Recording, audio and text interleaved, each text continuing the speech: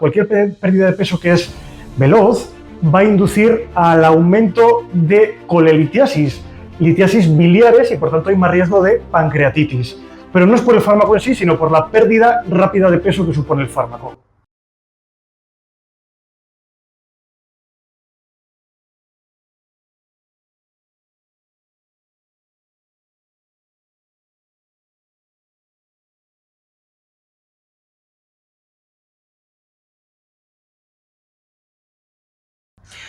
Hola y bienvenidos a un nuevo episodio de Slow Medicine Revolution, el podcast de Slow Medicine Institute. Soy Almudena Nuño y hoy me acompaña Fernando Hernández, endocrino, para hablar sobre los nuevos fármacos para la obesidad y aclarar todas las dudas que nos surgen sobre este tema, que son bastantes. Hola Fernando, ¿cómo estás? ¿Qué tal, Almudena? Lo primero, muchísimas gracias por invitarme a este espacio para hablar tranquilamente. Muy bien, pues eso es lo que vamos a hacer. Ahora os voy a presentar a Fernando más en profundidad, pero antes os recuerdo que tendréis las notas del episodio en slowmedicineinstitute.com/podcast y que podéis seguir a Slow en nuestro Instagram, Slow Medicine Institute. Si le das un like al episodio y si te ha gustado, nos ayudas a expandir el mensaje de la medicina Slow. Y como hemos comentado, pasamos ya al episodio. Aquí tenemos hoy con nosotros a Fernando Hernández Olmeda, que es endocrino en el Hospital de la Paz en Madrid y en la Clínica INDA. Tiene formación en endocrinología y nutrición en el Hospital Clínico y se formó en la Universidad Rey Juan Carlos. Es un apasionado de la diabetes, la nutrición y el tiroides, aunque experto en todo el sistema hormonal. Le gusta sobre todo un abordaje holístico en consulta, que ya nos vas a contar ahora, y además se ha formado en técnicas complementarias como por ejemplo la ecografía tiroidea. Bienvenido, Fernando, tienes una trayectoria muy buena. Cuéntanos un poco tu historia y cómo has llegado hasta aquí. Encantado, Almudena. Yo soy Fernando Hernández, como has dicho, endocrinólogo, y desde el principio, desde el instituto, me encantaba la biología, especialmente la humana, y decidí que la carrera que más aportaba a comprender la fisiología humana era medicina. Y precisamente elegí endocrinología porque está implicada en toda la fisiología y en todos los órganos, tejidos del cuerpo humano. Me encanta la diabetes, la enfermedad tiroidea, la nutrición, la obesidad, y he realizado durante la especialidad formación extra en ecografía tiroidea, en medicina trans y en neuroendocrinología. Qué interesante, la verdad es que con toda esa formación seguro que aportas muchísimo en cada consulta a cada paciente, porque es verdad que hoy en día, y como está la sanidad, que lamentablemente no está en la situación que más nos gustaría, es muy difícil hacer un abordaje en consulta al paciente con tiempo, ¿verdad? Como nos gustaría. Y más ahora que ha surgido todo este tema de los fármacos para la obesidad. Entonces, somos una sociedad que busca respuestas rápidas, ¿no? Justo lo contrario a Slow, que es una medicina Slow, pues las respuestas y los tratamientos slow o los fast, ¿no? Que podrían ser los rápidos, como estos fármacos. Entonces, para empezar a hablar de ellos, situarnos en estos fármacos que se han puesto ahora tan de moda, empezando con Ozempic, que fue el primero, y que tenemos muchos más y que ahora nos explicará Fernando. Pero queríamos saber un poco si nos puedes explicar brevemente un poco la historia de estos fármacos que se llaman análogos de GLP-1 y por qué se utilizan para el tratamiento de la obesidad. Pues, Almudena, son fármacos muy interesantes porque imitan el efecto incretina que existe en toda la fisiología humana. Se ve que cuando ponemos glucosa por vena en vez de oral, sube menos la insulina que cuando lo tomas por ingesta oral, ¿vale? Y justamente las hormonas que llamamos incretínicas son el GLP-1 y el GIP. Este fármaco famoso, que es semaglutida, el famoso Ozempic, aunque también ahora podemos conocerlo como Wegovy, lo que es un agonista del receptor de GLP-1. Viene a imitar las acciones fisiológicas que tiene el GLP-1. ¿Y cuáles son? Pues en principio aumenta la secreción de insulina y reduce la secreción de glucagón. Por eso se ha usado en diabetes tipo 2, como bien se conoce, ¿vale? Además, aumenta la sensibilidad a la insulina en los músculos y en cuanto al peso, ¿dónde actúa? Fundamentalmente en el hipotálamo, en un núcleo que se llama arcuato, y aumenta sustancias o vías de la propiomelanocortina bajando el neuropéptido I. La propiomelanocortina da saciedad a nivel del sistema nervioso central y el neuropéptido I lo que hace es aumentar el apetito. Al rebajarlo conseguimos este efecto. Además, Almudena lo que hace es un efecto de disminución o enlentecimiento del vaciamiento gástrico. Es como si la comida permaneciera más tiempo en el estómago y por tanto va a aumentar la saciedad. Claro, ¿y esto se buscaba o fue un efecto que se encontró casualmente? Bueno, en la hipótesis fisiológica podría ocurrir, pero es verdad que cuando se empezó a usar en pacientes con diabetes veían que la pérdida de peso era significativa. ¿Por qué no usarlo en otra enfermedad metabólica como es la obesidad?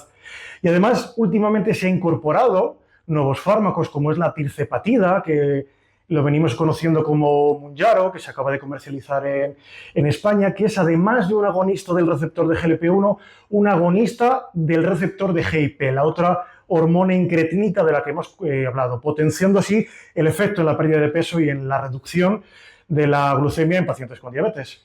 Claro, pero uno tiende a pensar, vale, esto está estupendo, ¿no? Porque es justo el fármaco que se buscaba, ¿no? Que te quita el hambre y que ya no tienes ganas de comer, pero me imagino que esto tiene sus efectos secundarios también, ¿no? Por supuesto, tiene sus efectos secundarios. Cuéntanos cuáles son los más frecuentes o los más que puedan ser problemáticos. Bueno, los más frecuentes y suelen ocurrir cuando estamos empezando con el fármaco, aunque se suelen limitar, al menos reducir en intensidad, son los que vienen del lentecer, el vaciamiento gástrico. Si un estómago evidentemente se vacía más lento, que vamos a tener náuseas, algún vómito aislado y a veces reflujo. También puede haber alteraciones del ritmo intestinal, puede haber al principio estreñimiento o diarrea. Puede haber estos dos efectos. Efectos secundarios más graves los hay, que son propios de cualquier pérdida de peso que es bastante acelerada. Cualquier pérdida de peso que es veloz va a inducir al aumento de colelitiasis, litiasis biliares y por tanto hay más riesgo de pancreatitis. Pero no es por el fármaco en sí, sino por la pérdida rápida de peso que supone el fármaco. Ya, entonces, me imagino que estos fármacos tienen una indicación concreta, porque el problema que estamos viendo, y un poco por lo que lo traemos a colación, es porque la gente está viendo una vía fácil de perder peso y nos encontramos con gente que realmente es obesa, pero gente que no tiene o incluso que tengan sobrepeso o que no tengan ni sobrepeso, que quieren perder unos kilos para el verano, ¿no? Que lo hemos visto. Entonces, cuéntanos un poco las indicaciones o cuáles serían los riesgos de hacer estas prácticas a corto y a largo plazo. Claro. Es verdad que ha habido un abuso extendido del fármaco en personas sin indicación médica. La indicación como tal de los ensayos clínicos y de las agencias reguladoras es personas con obesidad, que se viene definiendo como un índice de masa corporal por encima de 30 o un índice de masa corporal por encima de 27, que es sobrepeso, con alguna complicación asociada a la obesidad. Es verdad que esto se centra solo en el peso. ¿Y eso a ti no te gusta? Bueno, a mí me gusta más hablar de peso y de salud, ¿no? Salud y de porcentaje de grasa corporal, porque ahora ya tenemos métodos para evaluar los compartimentos corporales de una forma exacta o más o menos fiable. Porcentaje de grasa corporal, el porcentaje de grasa visceral, el porcentaje de músculo. Y yo creo que en el futuro daremos las indicaciones y haremos los tratamientos más por porcentaje de compartimentos corporales más que el peso, ¿no? Que se ha quedado un poco anticuado, digamos, en la medicina. Sí, eso es. Pero bueno, lo seguimos viendo, ¿no? Lo seguimos viendo. Seguimos viendo gente que a lo mejor se pone a hacer deporte y dice, no, pero es que no bajo de peso y cada vez están mejor y más sanos, pero hay un poco esa obsesión con el peso en tu especialidad, como puede ser en la mía, ¿no? Que hay obsesión con la estética a veces, que hay que como aconsejar a los pacientes, ¿no? ¿Tú cómo enfocas la consulta o qué es lo que les dices? Mira, lo primero es que todos los endocrinólogos hemos tenido personas con un normopeso pidiendo estos fármacos. Lo primero es decir que no necesitan el fármaco y que tenemos que mirar en este siglo que va todo deprisísima por la salud mental y centrarnos. ¿Necesita una persona de un índice de masa corporal de 22 el fármaco? No, lo que necesita es cambios, si acaso, en el estilo de vida, apuntados más a lo cualitativo que a lo cuantitativo, al estilo de vida, a la salud. ¿Vale? Exacto. ¿Cómo suelo enfocar yo la consulta? Es verdad que los fármacos que han surgido tienen una eficacia y unas evidencias y unas ventajas metabólicas y médicas probadas.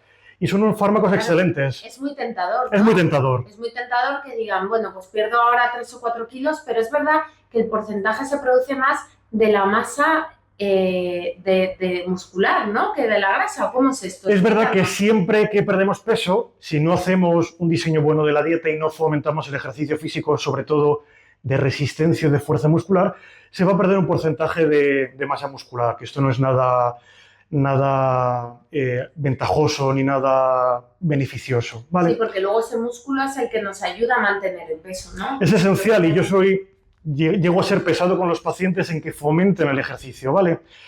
Si se usan fármacos o si no se usan fármacos, el ejercicio físico, sobre todo muscular, nos va a permitir, sobre todo el ejercicio de fuerza, desde luego el aeróbico, el cardio que se llama, sí, es fundamental cardiovascularmente y es saludable, y lo mejor es la combinación de ambos. Pero el ejercicio de fuerza y resistencia nos permiten mantener la masa muscular, incluso potenciarla, y es un tejido metabólicamente muy activo, de tal manera que si tengo más masa muscular frente a otra persona que tenga menos, me va a costar menos perder grasa y se va a mantener a largo plazo, aparte de todas las ventajas a todos los niveles de la masa muscular, ¿vale? Que directamente reduce la mortalidad, es decir, las personas que tienen más masa muscular tienen menos mortalidad y menos complicaciones. Me preguntabas, Almudena, cómo enfoco en general las consultas. Hay pacientes que yo creo que sí es provechoso que usen estos fármacos, claro, porque yo siempre lo enfoco como una pérdida, una rotura de ese círculo vicioso, ¿no? Personas con falta de motivación, al principio, lo que aporta el fármaco perdiendo peso... Pero sobre todo en obesidad... Sobre todo en obesidad, por supuesto, fuera de ahí nunca. Vale. Sobre todo en obesidad, aporta una pérdida de peso inicial que hace que el paciente se sienta más ágil y se adhiera más al ejercicio físico, el paciente está más motivado y con más autoestima y puede adherirse mejor a la dieta y a otros cuidados de salud general. Pero yo lo enfoco siempre como algo inicial, como algo para romper el círculo vicioso. Me pregunto a los pacientes, ¿hasta cuándo voy a tener este fármaco? O sea, yo creo que es una pregunta muy buena. La mayoría me lo pregunta, claro. Les digo que no hay ensayos clínicos, pero lo que está claro es que no hay ensayos clínicos, me refiero en que se mantenga la pérdida de peso cuando dejamos el fármaco, de tal manera que si no quieren hacer nada más, van a estar de por vida. Que lógicamente yo creo que no debe ser el objetivo de nosotros como médicos. Nunca el depender de un fármaco, ¿no? Siempre los fármacos nos ayudan, como tú has dicho, a dar el paso a un momento agudo, pero si podemos mejorarlo con estilo de vida, mucho mejor. Yo creo que puede servir para romper el círculo vicioso, pero para empezar cambios estructurales importantes. Y les digo, podremos quitarlo, ¿vale? Si cambias de forma estructural tu estilo de vida, a una forma de vida más saludable, que cuides la dieta, ¿vale? Una dieta que se pueda mantener a largo plazo. Yo siempre les explico que no es una dieta con un principio y un final. Cada vez que se establece un final, empieza el fracaso, ¿vale? Ya está establecido el fracaso. Claro, no es un cambio de estilo de vida. Claro, que vivimos en una sociedad que a comer bien le llama hacer dieta. Claro, totalmente.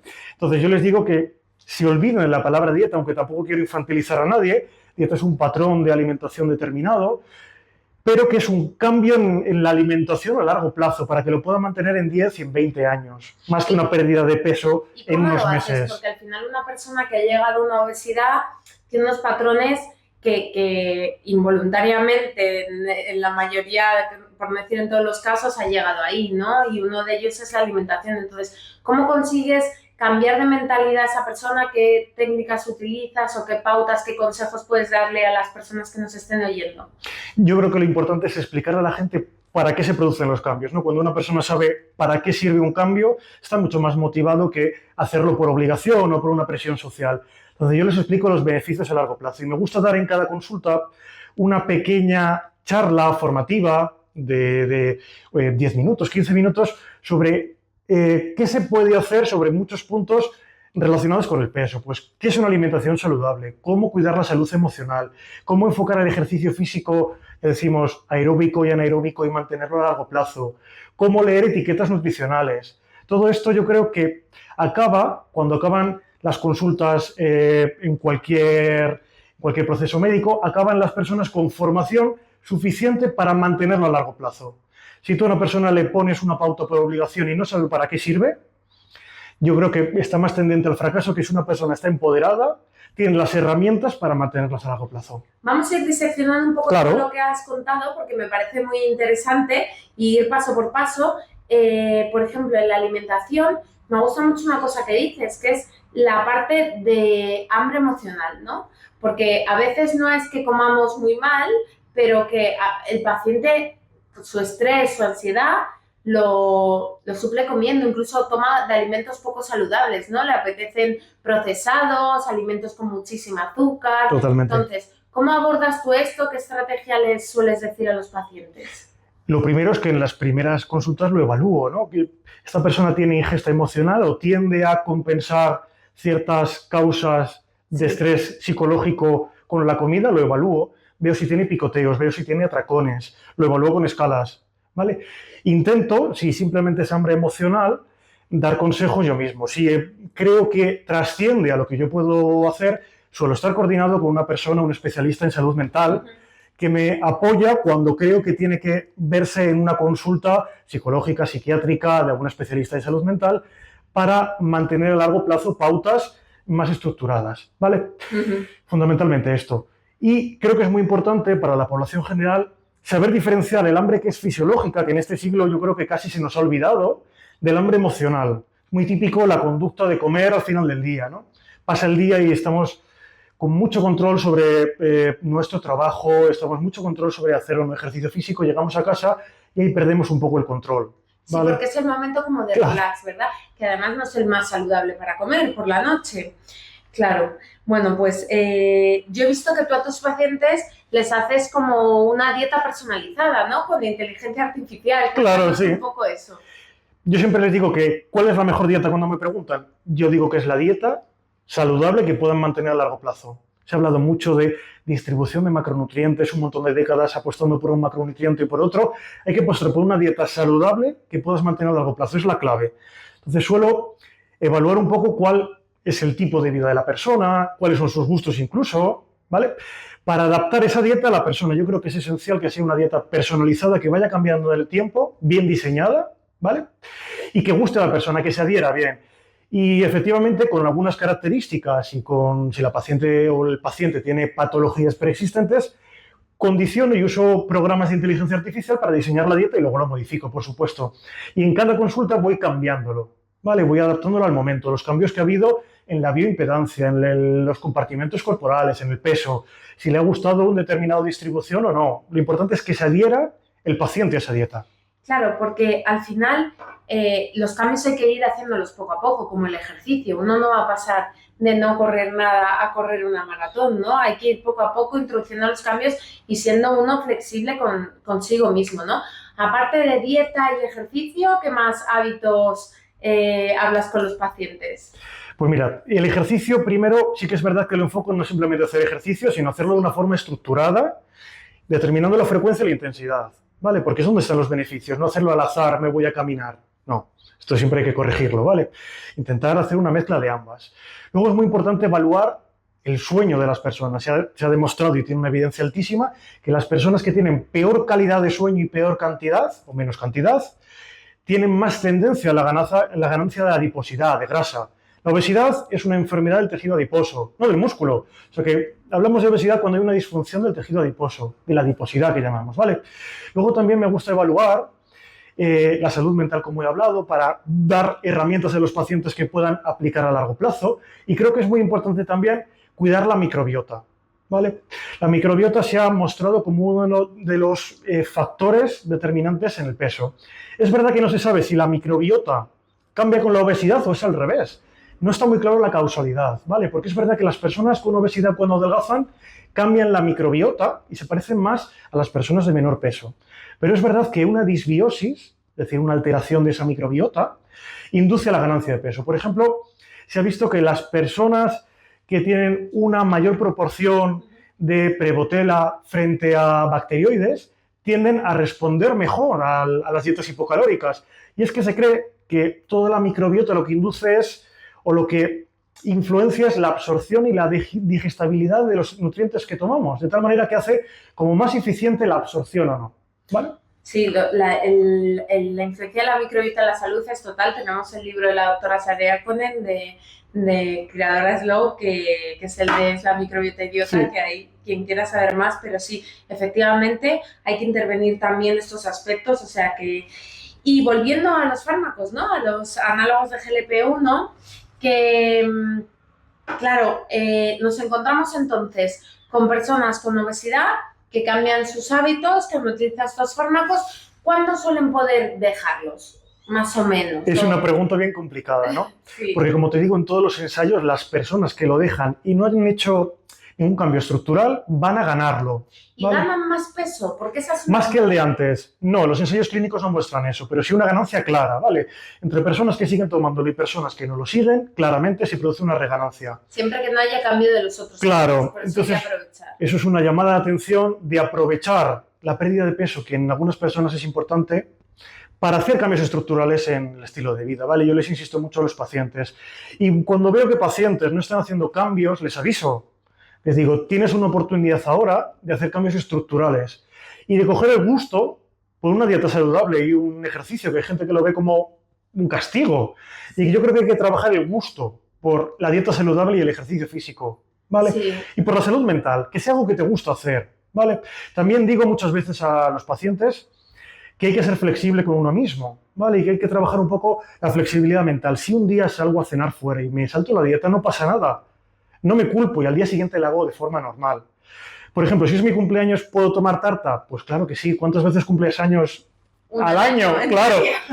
A no ser que tengas mucha familia y lo celebres como... Eso ya hablaríamos. Pues hay que personalizarlo todo. Si tienes una familia muy numerosa, hay que hablarlo. A ver la probabilidad de hacerlo, ¿vale? Sí, estupendo. Porque, claro, el peligro de esto que yo he visto muchos pacientes o personas que dicen, pues ahora me lo tomo en verano, luego lo dejo, vuelvo a engordar, me lo vuelvo a pinchar después de Navidades. ¿Cuál es el peligro de este uso yo-yo que lo estamos viendo en personas no con obesidad, que normalmente se van de la mano más que un terapeuta, sino personas con más normopeso o un ligero sobrepeso? Bueno, lo primero es decir que aunque sean fármacos de uso muy extendido, yo creo que tienen que ser guiados por un profesional porque tienen contraindicaciones, una evaluación previa, un seguimiento y efectos secundarios, ¿vale? Ese es el primer mensaje. Y es verdad que el uso momentáneo de un fármaco te puede ayudar en un determinado momento, pero no estamos yendo a la etiología, a la causa de la obesidad, que es multifactorial y compleja. Y yo creo que tenemos que incidir ahí, más que en un uso determinado del fármaco. Esta persona que lo usa de forma puntual, para hacer la operación bikini, no va a hacer cambios drásticos. Y si seguimos en el tiempo, seguramente en 5 años o en 10 años sigue igual. Porque no ha hecho cambios fundamentales. Igual o peor. O peor incluso, claro, porque con la edad se suele ganar de medio a 1 kilo anual, ¿vale? Entonces, pues esto era peor. Claro, porque tú has incidido al principio, que me ha parecido muy interesante, en que el músculo es clave en la salud, ¿no? Y realmente estamos viendo un problema de falta de músculo. O sea, ¿tú qué te encuentras en las consultas cuando mides a los pacientes la composición corporal, ¿no? Porque a músculos como que no llegamos ninguno. Es muy difícil, la verdad. Pero es verdad que incluso con personas con peso saludable, haciendo una bioimpedancia tienen más grasa, un porcentaje de grasa corporal más alto de lo normal. Esto hay que evaluarlo, ¿vale? No viene a justificar el uso de fármacos en personas con normopeso, desde luego. Pero sí hay que fomentar formar músculo, ¿no? Sí, y yo creo que en el futuro el porcentaje de grasa corporal lo usaremos muchísimo más, como usaremos la microbiota como herramienta de evaluación y tratamiento. Y yo creo que hay que fomentar la creación y la potencia del músculo, ¿vale? Producir hipertrofia y mejorar la función del músculo, aumentar la fuerza y la resistencia y además la masa muscular, la cantidad. ¿Por qué? Porque se ha visto que la sarcopenia, que no es otra cosa que la pérdida de masa muscular y también de la función, está mucho más extendida de lo que creemos, ¿vale? Y es fundamental no solo en la pérdida de peso, sino en cantidad de acciones biológicas, como por ejemplo la sensibilidad a la insulina. Mis pacientes con diabetes les insisto muchísimo que hagan ejercicio de fuerza muscular. Van a tener más sensibilidad a la insulina si aumentan este tipo de ejercicio. Totalmente. De hecho, hay patologías en dermatología que también se relacionan con resistencia a la insulina, que es que yo les mando ejercicio muscular. Ay, sí, me alegro. Sí, me alegro mucho. Sí. Luego otra cosa es que me hagan caso, pero poquito a poco. O sea, porque una persona que no hace nada de deporte, yo le digo, es que mira, con que ya me hagas 5 minutos al día, todos los días lo vas a notar. Y luego pasamos a 10 y luego, o sea, una forma gradual. Hombre, está ideal cuando de repente, pero normalmente implementar cambios, este tipo de cambios, totalmente cuesta tiempo. Y realmente perder peso, o sea, yo tengo alguna paciente que ha perdido peso y lo mantiene, pero porque ha cambiado su estilo de vida, ¿no? Entonces, lo mismo tú con tus pacientes que lo ves día a día. Te quería preguntar, de los cambios estos que ves con estos fármacos, ¿realmente ¿consigues mejorar la masa muscular en un alto porcentaje o esta es pregunta trampa también? Es pregunta trampa, la verdad. Sí. No, a ver, yo intento fomentar siempre el ejercicio de fuerza. Es verdad que cuesta que los pacientes se adhieran. Por eso, a todos los que nos escuchan, hago una llamada de atención a que todo el mundo haga ejercicios de fuerza. Incluso pacientes ancianos en mis consultas les digo que hagan ejercicio de fuerza adaptado, por supuesto. Pero yo se lo mando a todo el mundo, ¿vale? Se lo explico y le explico cómo ha de ¿Qué les hacerse. das? ¿Tablas de ejercicios? Les suelo dar tablas de ejercicios y cuando quieren algo más estructurado sí que lo derivo a un especialista en educación física, un entrenador personal que les puede ayudar y asistir en el momento del ejercicio físico, ¿vale? Porque tampoco está exento de lesiones, hay que hacerlo bien, ¿vale? Vale, fenomenal.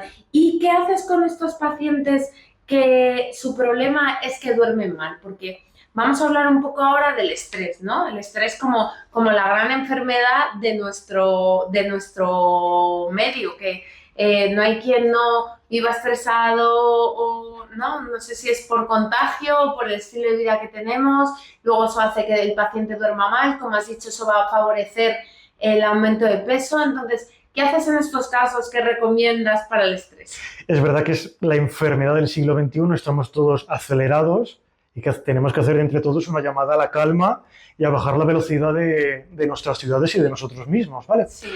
Es verdad que evaluar el estrés lo suelo hacer en las primeras consultas y tarda tiempo en aplicarse, pero es verdad que yo creo que es algo absolutamente sistémico en la persona.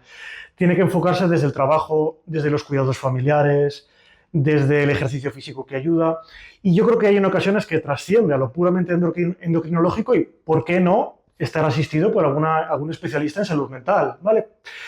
Es verdad que cuando tenemos estrés tenemos el eje hipotálamo-hipófiso-adrenal, el que se encarga del cortisol, disparado y más activado. Eso no ayuda a la pérdida de peso.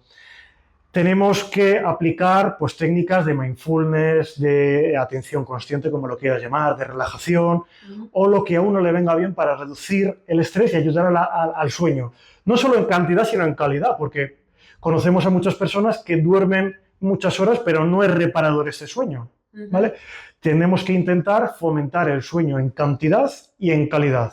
Sí, también las luces azules, no evitarlas a última hora del día, o ahora con las luces rojas para favorecer el sueño, en las pantallas, todo lo que... Bueno, por supuesto. Porque vivimos enganchados a las pantallas. Y hablando de pantallas y redes sociales, ¿te has encontrado que la presión, ¿no? Por ejemplo, en dermatología vemos mucha presión por el aspecto facial y eso a raíz de las redes. Entonces, es verdad que las redes dan mucha información, pero también pueden desinformar a la gente. Entonces, ¿te encuentras con este problema con los pacientes con sobrepeso, obesidad, la información que les viene de las redes o qué te encuentras en este, ¿no?, síndrome de Snapchat que habían llamado? Totalmente. Es verdad que ahora vivimos, como se dice, infoxicados, ¿no? Demasiada información que no sabemos manejar y mucha de ella no es muy fiable o no tiene mucha evidencia. Entonces, lo primero es acudir a un profesional, aclarar dudas, cuáles son las indicaciones, cuál es el tratamiento personalizado para ti, no para otra persona, para ti. Sí. Que pueden usarse muchos a la vez, pero tienen que ser personalizados para ti. Y ya no solo las redes, sino incluso la televisión, los programas de noticias, a veces no hacen un tratamiento de la información riguroso. O sea, que vemos que es la insulina para la obesidad o la vacuna, he escuchado. Sí. Y yo creo que tenemos que tener cuidado con el sensacionalismo y el amarillismo en este punto. Hay que informar de forma rigurosa a nuestros pacientes. Totalmente, porque ese es el peligro, ¿no? El peligro de cada persona es única y cada persona va a necesitar un tipo de enfoque y un tipo de tratamiento. Y cuando se buscan, no en las redes que a veces, ¿y a mí qué probiótico me viene bien para esto? ¿O qué fármaco me viene bien? O incluso recétamelo, ¿no?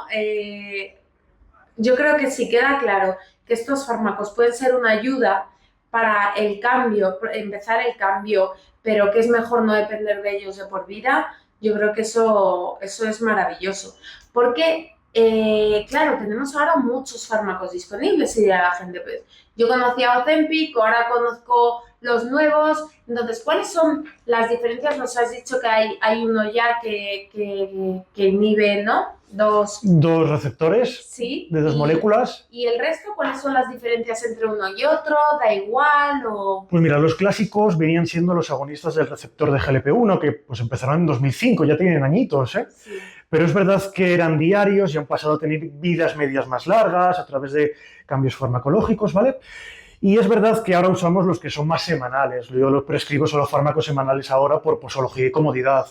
Y a medida que han ido saliendo nuevos fármacos, es verdad que tienen más eficacia y la seguridad se ha mantenido.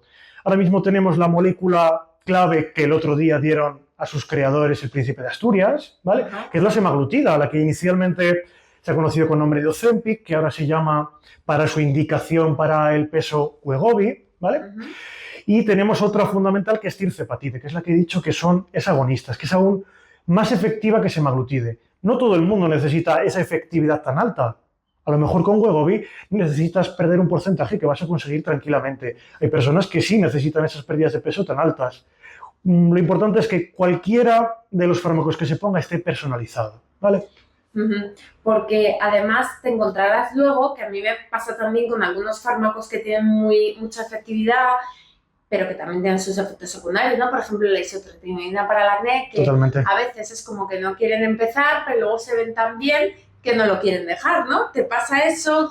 ¿Cómo haces la desescalada o el ir quitando el fármaco en los pacientes? Claro, totalmente. Incluso me ha pasado que pacientes que no querían tomarlo en la sala de espera, junto con otros pacientes que lo estaban tomando, le ha animado, lo cual ya es un efecto inesperado. Sí. Que bueno, que me parece bien el feedback entre ellos, sí, de todas formas. Sí, los grupos de pacientes ayudan mucho. Claro, totalmente, y ha sido en la sala de espera, ¿eh? Sí. Es verdad que hay que hacer una progresión lenta, como está marcado, incluso a veces yo la hago más lenta de lo que se pone en las fichas técnicas, ¿vale? Para regular los efectos secundarios bien, y cuando llegamos a una pérdida de peso que queremos, hemos estabilizado estas pautas, estos cambios en el estilo de vida, es momento de irlo quitando poco a poco, ¿vale? Siempre que esté estructurado y que esté estabilizado, estos cambios que decimos, en todos, ya decimos que la obesidad es multifacética y hay que cuidar cada aspecto. Si lo tenemos ya trabajado, si hemos hecho un buen trabajo antes de quitar el fármaco, evitaremos rebotes. Entonces yo lo voy quitando poco a poco, consulta a consulta, vamos viendo la evolución del peso, cómo podemos paliar si ha surgido algún inconveniente, para finalmente acabar quitándolo. ¿Un tiempo para quitarlo? Pues no tengo, hay que personalizarlo en cada paciente. Claro. Lo más importante y fundamental con cada paciente es ver su situación. Totalmente. Y irlo personalizando.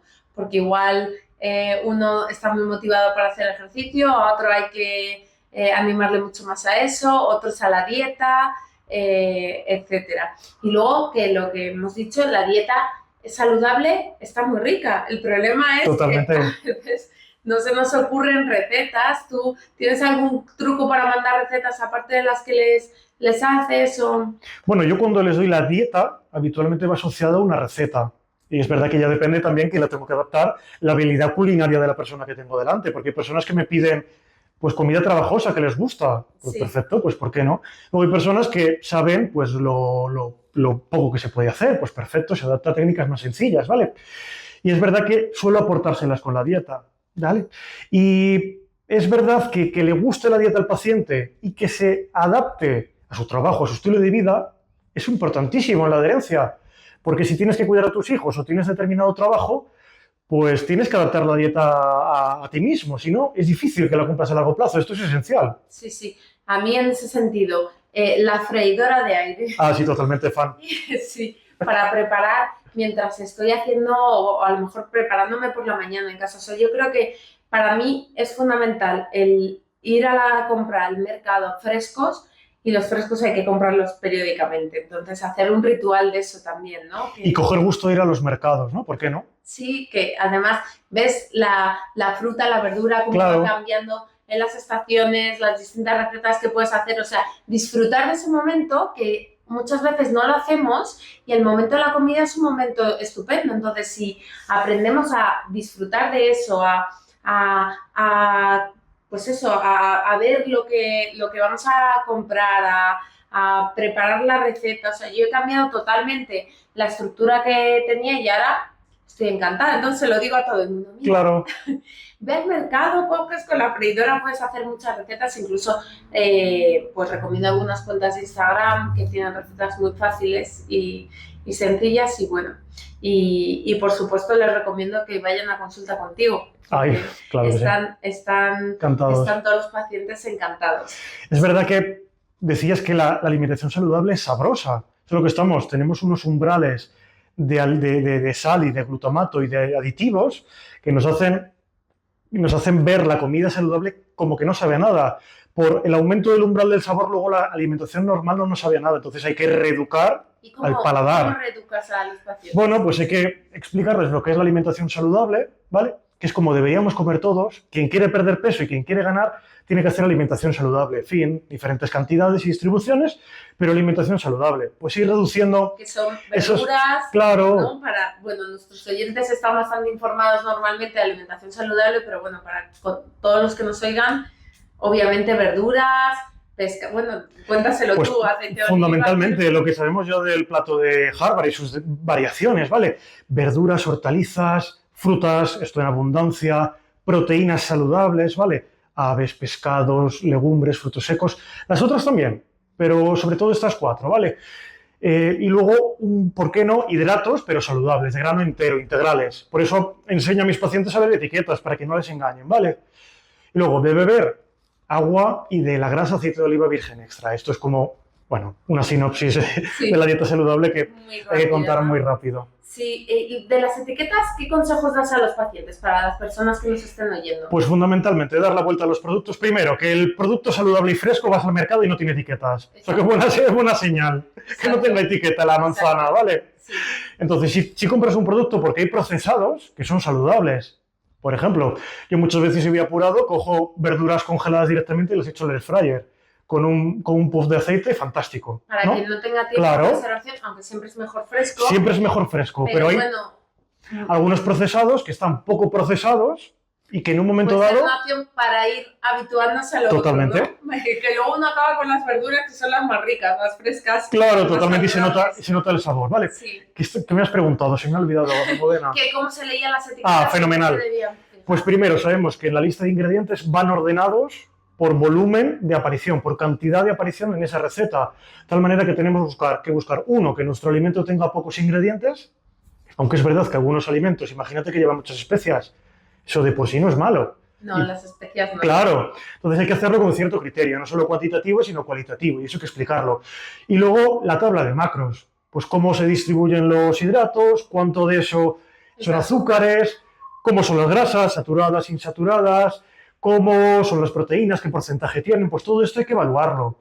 Es que cuando uno se pone a leer las etiquetas, la cantidad de productos que tienen azúcar, que tú dices, bueno, voy a comprar un pan y tiene azúcar. Entonces, realmente cuando empiezas a leer y a entender todo esto, te ayuda a discernir, ¿no? Por ejemplo, la cantidad de conservantes que llevan muchos productos, que yo eso ya los desecho totalmente. O el pan integral, ¿cuántas veces lleva 0% de harina integral? Que puede darse en la ley actual. Creo que lo iban a cambiar, pero al menos hasta ahora podía llevar 0% y podían poner en la etiqueta grande que es pan integral. Entonces... Sí, esto de los productos que compramos en el supermercado... Claro. Da para otro podcast. Ya para ir finalizando, aunque es muy interesante todo, entonces, así en resumen general, ¿qué enfoque es más beneficioso a largo plazo? ¿Cómo hacer, por ejemplo, con un paciente obeso, con un paciente con sobrepeso y con un paciente con normopeso? O sea, ¿qué consejos le darías si alguien que nos está escuchando tiene una obesidad y quiere poner fin ya a la obesidad y empezar a adelgazar? Fenomenal. Yo creo lo primero creo que asistir a un profesional como un endocrinólogo aporta beneficios extra que no va a dar una dieta cualquiera en internet, ¿vale? Es transversal a todos, que es la dieta saludable, por supuesto, con diferentes distribución de macronutrientes, con diferentes calorías, pero saludable. Luego también es transversal a los 3 grupos que me has mencionado, el ejercicio físico, que habrá que adaptarlo. Pues condiciones preexistentes, lo que le gusta a la persona. Pero bueno, habrá que adaptarlo. Y luego a la persona con sobrepeso y obesidad, pues se pueden ofrecer fármacos y yo los uso mucho en algunas fases del tratamiento, en algunas fases del programa de pérdida de peso, pero fundamentalmente ir a la causa fundamental, ¿vale? Sabemos que la obesidad tiene un componente genético muy alto, pero no somos esclavos de nuestra genética. Sabemos que existe la epigenética, que ahora está muy de moda en todas las enfermedades, en dermatología será igual, que es cómo se regula la expresión de determinados genes. Pues nosotros podemos influir en la epigenética con nuestro estilo de vida. El ADN es como un libro con muchos capítulos, con las instrucciones, y la epigenética es como qué páginas leer y qué no. ¿Vale? Algunos genes son positivos que se expresen y otros no. Pues con nuestro estilo de vida podemos incidir. Cuidar la salud mental, cuidar la microbiota, cuidar el sueño y disfrutar del proceso. Eso es súper importante, porque cómo lo enfoquemos es el principio del éxito. Y bueno, para finalizar, porque aunque está muy interesante, pero cuéntanos un poco dónde te pueden encontrar los pacientes, qué actividad estás haciendo, qué es lo que estás desarrollando, cuéntanos un poco. Pues mira, actualmente soy endocrinólogo del Hospital La Paz de Madrid, y allí me pueden encontrar pues, cualquier persona que sea de la Comunidad de Madrid. Es verdad que contamos con las limitaciones de tiempo de las listas de espera. Y de tiempo en consulta. Claro, por supuesto, que nos encontramos con esas limitaciones, pero intento aplicar lo mismo en todos lados, ¿vale? Es decir, la evidencia científica es igual. También estoy en la clínica IMDA de Madrid, que estamos en Goya, y aquí es verdad que cuento con un poco más de tiempo, bastante tiempo, para hacer una evaluación tranquila y sosegada y personalizar todos estos tratamientos que hemos dicho. Muy bien, muy bien. Y antes de acabar, me gustaría que nos dieras pues 3 consejos, ¿no? 3 pautas claves, 3 recomendaciones que a todas las personas que nos están escuchando y que quieren cuidar su peso desde la situación que sea, les darías. Vale. Bueno, es difícil resumirlo, ¿eh? Así preguntado. Sí. Lo primero, apostar por la salud a largo plazo. No en el próximo verano, no en la próxima operación bikini, sino cómo quieres estar en 10 y 20 años, ¿vale? Que es lo importante, ¿vale? Exacto. Lo segundo es que disfrutes de la alimentación, porque vivimos en una sociedad muy obsesionada con la alimentación. Entonces, disfruto de la alimentación, que es uno de los placeres de la vida y es compatible con hacer vida saludable. Totalmente. ¿Vale? Totalmente. Y lo tercero, busco la felicidad en cualquier proceso, en este también. Sí. Bueno, eso es lo que se me ha ocurrido ahora. O sea que... No, pero está muy bien porque realmente lo hacemos todos sufriendo, lo de la... Claro, totalmente. Y si uno cambia la mentalidad y dice, bueno, voy a cambiar mi estilo de vida, los casos de pacientes que tienes que están tan contentos y con tan buenos resultados a largo plazo, que yo conozco a varios de ellos muy, muy contentos. Y ahora sí, para terminar, te voy a preguntar por tu película o libro favorito. Es difícil así rápidamente, ¿no? Diría una novela que siempre me ha encantado, que es El Padrino de Mario Puzo, que siempre me ha encantado. ¿Por qué? ¿Por qué? Pues bueno, me encanta la descripción de personajes, cómo va creando las tramas familiares y al final como que hueles la atmósfera, estás como ahí, ¿no? Entonces de una forma sencilla casi está en tu cabeza. Sí. Por cómo está escrito, ¿no? ¿Y una frase que te inspire o que nos inspire después de todo esto? Pues diría una de Antoine de Saint-Exupéry, que es el autor del Principito, que dice que si quieres crear marineros, bueno, viene a decir algo así, no es exacta, si quieres crear marineros o ir a la mar, no busques madera, no busques personas a las que dar órdenes, sino crean las personas añoranza de mar o ganas de mar, ¿no? Que viene a decir que lo importante es que las personas estén motivadas y quieran, ¿no? Que me parece muy bonito en la vida, en la educación y en todo. Y por supuesto en las consultas de sobrepeso y obesidad y para ganarle la batalla a eso que llamamos obesidad y sobrepeso y que gane la salud, como tú has dicho, la salud a largo plazo, ¿no?